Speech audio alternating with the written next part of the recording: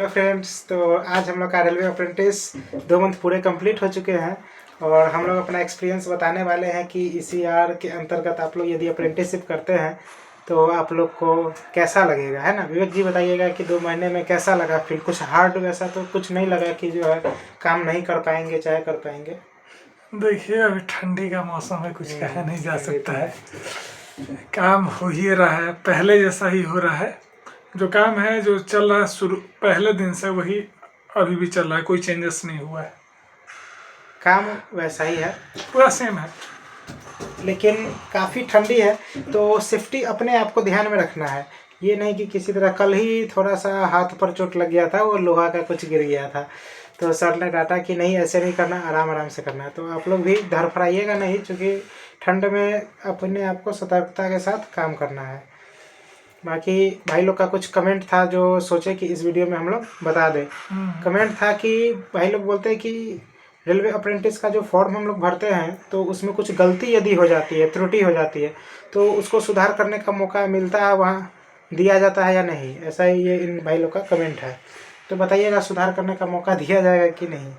चलिए मैं ही बता देता हूँ इन भाई लोगों को। देखिए, सुधार का मौका आप लोग को रेलवे की तरफ से नहीं मिलने वाला है। आप ऑनलाइन फॉर्म अप्लाई जो किए हैं, आप लोग कितने भाई लोग का शाश्वत जी वीडियो बनाए थे, मैं भी इनका वीडियो देखते रहता हूँ। तो कि आप लोग का रिजल्ट आ चुका है, अब DV के लिए आ रहा है।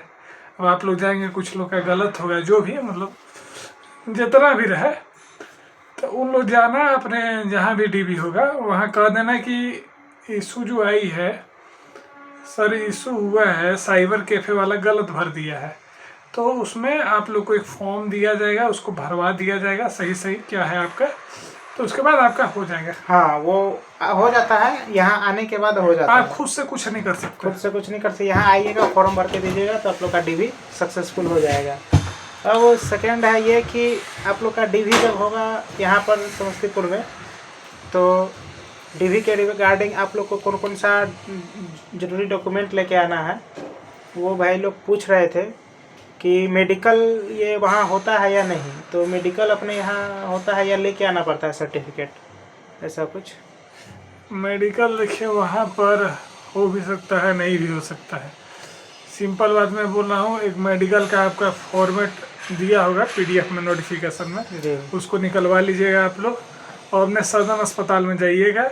वहाँ assistant civil surgeon, not below assistant civil surgeon जो लिखा है, या फिर MO कुछ भी होगा, आप मेडिकल टेस्ट करवा लीजिएगा। या फिर कुछ मैनेज हो भी जाता है, वो अंदर का बात है, लेकिन आप लोग करवा लीजिए और वो साइन कर देगा, फिर लेके चल जाइए आराम से। वो मेडिकल सर्टिफिकेट लाना आप लोग को पड़ेगा, कंपल्सरी, बहुत कंपल्सरी। मेडिकल और कास्ट सर्टिफिकेट जो भी दिए होंगे वो रेलवे के फॉर्मेट पर होना एकदम जरूरी है। 22 दिसंबर को तो दानापुर वाले का DV का डेट दिया गया है, 22 और 23 ऐसा कुछ है, और समस्तीपुर का तो अभी नहीं आया है।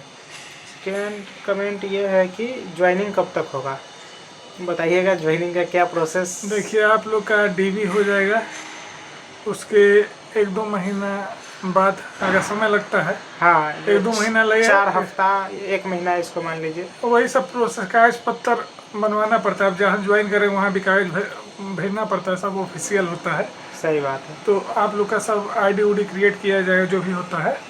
तो इसमें बहुत समय लग जाता है, तो लगभग 2-3 महीना मान के चलिए, 2-3 महीना लग जाएगा। और यहाँ समस्तीपुर में ये है कि यहाँ एक वर्कशॉप है और लोको शेड है, तो लोको शेड में यहाँ ज्वाइनिंग हम लोग का हो गया। और वर्कशॉप का पिछले बार फॉर्म नहीं आया था, पिछले बार लोको शेड के लिए ही अप्रेंटिस फॉर्म आया था और इस बार वर्कशॉप के लिए भी आया है।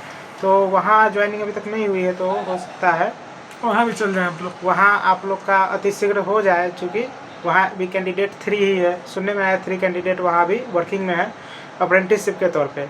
तो वहाँ आप लोग का हो सकता है वर्कशॉप में, यदि जो भरे होंगे उनका पहले होने का संभावना है। बाकी है कि पढ़ने का टाइम मिलता है कि नहीं, तो ये बताइए विवेक जी, इन लोग को पढ़ने का समय मिलेगा या नहीं रेलवे अप्रेंटिस के दौरान।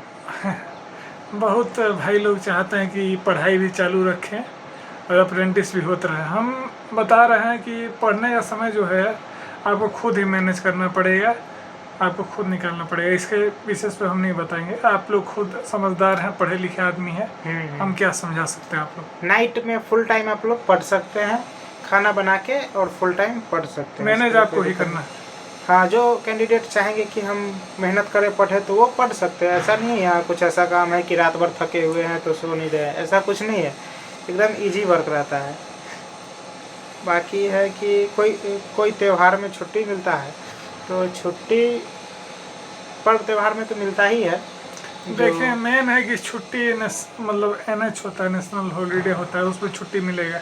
एक ईयर में आप लोग 13 छुट्टी मिलेगा, कहीं भी आप कोई भी साइड में कहीं भी कार्य करते रहे।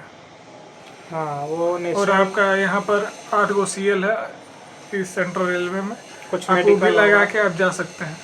हाँ, बाकी 240 डेज आप लोग का कंपलसरी है प्रेजेंट। 365 दिन में 240 दिन कंपलसरी होना चाहिए प्रेजेंट। बाकी है ITI सर्टिफिकेट में कुछ रिलेटेड प्रॉब्लम है तो छांट दिया जाएगा।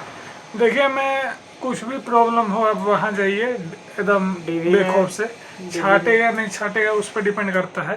आप अपना जाके वहाँ बात रखिए। देखिए कैंडिडेट जो है सो 1.5 गुना यहाँ बुलाए जाते हैं। मतलब 1000 सीट है तो 1500 कैंडिडेट को बुलाए जाते हैं, लेकिन 1500 पहुँच नहीं जाते हैं, इसलिए ही नहीं बुलाया, इसलिए ज़्यादा बुलाया जाता है। यहाँ कंपलसरी 1100 1200 ही पहुँचेंगे, इसलिए जो है ऐसा बुलाया जाता है। इतने को हो जाता है। आप जाइए अपना जो हम बताएं पहले ही फॉर्म दिया जाएगा, सब हो जाएगा। जाइए आप। हाँ। जाइए तो कम से कम। फिर आप लोग कमेंट कीजिएगा जो भी आप लोग का रिलेटेड इशू होगा। वीडियो के नीचे जो रहता है कमेंट सेक्शन, उसमें कमेंट करिए। बाकी लाइक सब्सक्राइब और जो भी चैनल देखिए हमारे चैनल को सपोर्ट करिए, सब्सक्राइब करिए। अब आप ही लोग हैं भाई, छोटे भाई चाहे बड़े भाई, लेकिन आप लोग काम करिए। ये तब तक के लिए जय हिंद। मिलते हैं फिर नेक्स्ट वीडियो में।